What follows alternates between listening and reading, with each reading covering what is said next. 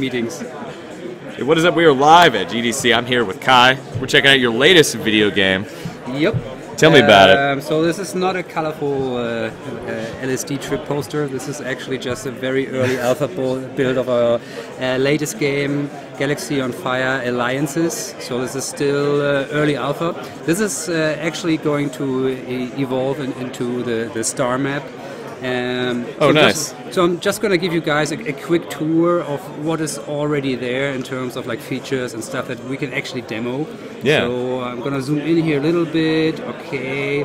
So this is my home system.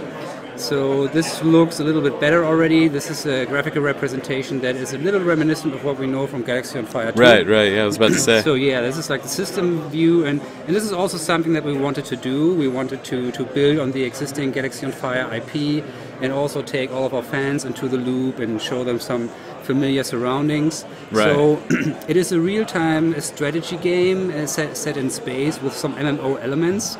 And we wanted to bring the typical Fish Labs quality to the table here. So I'm just going to show you the planet view. I'm going to zoom in here on one of my home planets, friendly planet. So there's my planet view right now.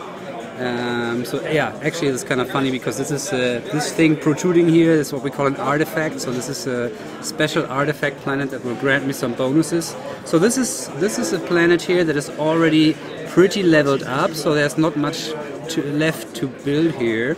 And actually I just noticed that I think somebody has turned down the brightness a little bit. I'm just gonna turn that up. So let's turn it up. Yeah. Okay, let me see where we are. Oh yeah, there we go. There we go. Yeah. That looks much better. All right. Great. So since all slots on the planet are taken, I'll just demolish one of the structures here. Will get me back some resources. Actually, quite a bad deal, but we'll take it. Yeah, we'll take it. Okay, so that way I have another free slot on the planet. Click on the slot, and because it looks pretty, I'll go ahead and just build a scanning array. All right, and so basic mechanic is that I can shortcut here using some credits. So this is also, we want to keep it simple with the credits, and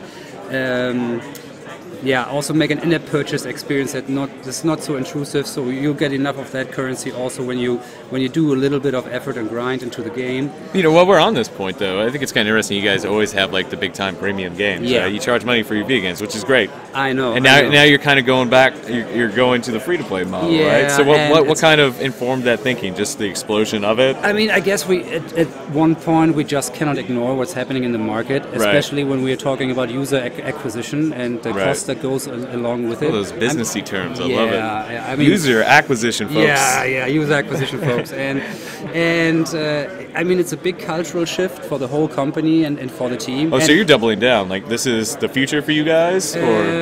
I wouldn't say it's the future. Okay. It's for sure. This is our first fully fledged free-to-play project. So we want to give it a go, but we want to keep true to the Fish Labs approach. So we always say like we want to offer like value and really deep immersive gameplay. Right. So even when we're trying to go free to play right now, we still want to retain like the Fish Labs original style with 3D graphics and an approach like that.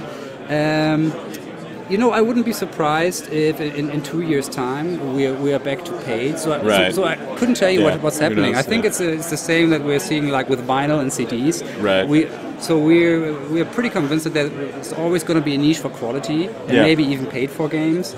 But right now, it's also in a way about like redefining what premium is in a way. Yeah. So also in terms of how we monetize, we hope we can offer our users like a premium experience, something that makes them feel good and not ripped off. Yeah. So, but it's challenging. I tell you, it's challenging. I would imagine. So what are we doing over here? What's going on in the scanning array? This is building and basically upgrading the structures on our planet. So you see this nice holographic representation while I'm building up the structure, and I can finish it quickly by shortcutting. So it sprouts these little additional structures. So this is how we visualize the upgrade process. So in the end, when I've upgraded multiple times, it will evolve in some of those big structures you see right here. Right. And so this is something that we are already quite happy with, like the graphical representation. We like that, because something we wanted to avoid is like the typical table-driven layout of the resource management games. So something where the role-playing element comes a little bit into play is your commander. So once again, you can choose your commander from one of the 3 races that we're already familiar with from Galaxy on Fire 2. So in that case, I chose a Nivelian commander, but we also have the Terrans and the Vosk to choose from. And you have a skill tree here, so you can specialize in certain aspects that you really want to stress gameplay-wise. Like, for example, I have some skill points left here, so I can, for example, go for interceptor damage and boost a little bit. And so that will also influence my style of gameplay. And but at the end of the day, what I want to do is I want to conquer. So I'm going to look for a hostile planet. And so actually some people like, oh, look at that, Fishlab Shardis. So this is actually our CEO. So I think he has enough planets. So I'm going to check out what he did here. Okay, what did you get, Michael? Michael got actually a high quality planet. Gives me an Nivelian bonus because I think it's a planet that's suitable for my race. Has good amount of gas and metal there, so yeah, I think I'm gonna attack it. So what I'm gonna do is I'm gonna select one of my command ships that I've built before. So this is a 3D representation of the command ship. Nice. And I can equip it with special artifacts, as we call them. So I've already placed one here, but I could also go for one that boosts my defense or my offense. But actually I'm going for speed, which is represented by the yellow color. I can give it an upgrade here. Yeah. And so I'm pretty much ready to go. And right now I will allocate some fleets. Like right now this is still pretty alpha, but I could use the sliders. We actually want to go away from that representation. I'm going to show you the new UI in a second. So I'm going to choose my troops, I'm going to allocate some resource also to the ship, and then I'm pretty much ready to go, and I can send it off right here. And now it will take some time, and then I will eventually get my battle report. So this is still alpha right now, but I can show you what it will eventually look like. So we have a little tricky magic GDC button that says battle here. Nice. So we're gonna have a real 3D battle report. So this is what it's going to look like. I'm connecting to the server right now. So instead of just showing you a table, we'll have this fully animated 3D battle report. And so, very cool. And this is actually the ships that I have sent into battle, fighting against the ships that have been stationed on the planet. So we really wanted to make sure that this is not some randomly generated battle report, but it is an actual representation of the planet and everything I've sent there. And again, I have a little magic GDC button here in the upper left-hand corner. So just to give you an idea of like different lighting settings and different planets. So this one looks more like Earth, for example, and there's another one like here that's probably more like an ice planet, and there's a lava planet, and again, very pretty artifact here. This is what we call those things protruding here with the little rocks circling around. So we're really excited about that feature, and we hope that will give people something that they really enjoy instead of just looking at tables and crunching numbers. Right, yeah, no, that's neat. So, gonna go back from here into the regular game. Okay, so I guess this is where we are in terms of what I can really demo, and it's already functional right here and now. So I'm going back to my little not so pretty poster here with colorful dots. Yeah, I mean, it still looks cool. Regardless. I mean, it's kind of back to basics, right? But I'm going to show you where this is going to go eventually. So we have prepared some screenshots of what's actually coming up. So this is what it's going to look like for the next iteration. So we really want this to be like a living star map. So this is going to be all in real time, and it will actually show like the shifts of balance of power within this huge universe and all the alliances. Oh yeah, I have an appointment. Happy hour. Happy hour. It's happy on hour. Camera, brother. Caught it on camera. Last appointment of the day. Okay.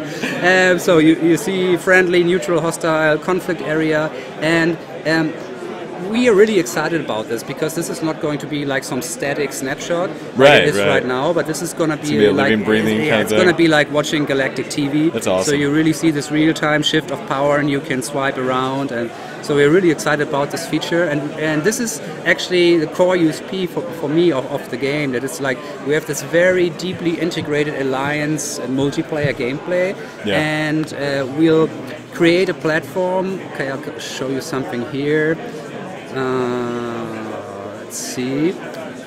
We want to create a platform that really enables like epic multiplayer, synchronized battles right from the start. So everybody that joins alliances will be thrown into something that let's work in title, call it like a beginner's alliance, and we will make it really easy for people to coordinate and attack and support each other. For example, here 3 planets have been marked down for an attack, and what I can do within my alliance, we have a voting system. So everybody in the alliance can vote, and for example here you see vote closed on that planet, and 62 members of that alliance have said, yep, ready to go, we should attack that planet. But you can also identify planets that you think should be supported. And so this is represented by the blue shield right here. And so this is something that we're really excited about, and also we hope we'll be able to create a platform where it's really easy for people to synchronize these attacks. So for example, right now from the community we already get this kind of feedback like, hey guys, we have already started to create alliances and like join my alliance and be part of the team, and they've already set up TeamSpeak servers, but actually those are all like core features and hardcore gameplay. So we want to make it much easier for people to connect and really be part of those big epic battles. So very cool, man. So when's this coming out? So this is still scheduled for Q3. But as we get more and more feedback from the community and requests for like more cool features, we hope we don't slip it. So we try to stay German, stay on time. But we'll see. We'll see. And by the way, maybe this is the upcoming UI, so this is maybe one of the last things I can show you. So we want to make it more like a native mobile experience, so you actually have, instead of just having this table representation, it's something that you can actually swipe, and it will automatically bring the planets where you have to do something like collect resources or that are currently under attack to the front. So we hope to also here create an experience that's more native and made for mobile instead of just crunching tables. Awesome, man. Well, thank you so much for showing me this today. Thanks.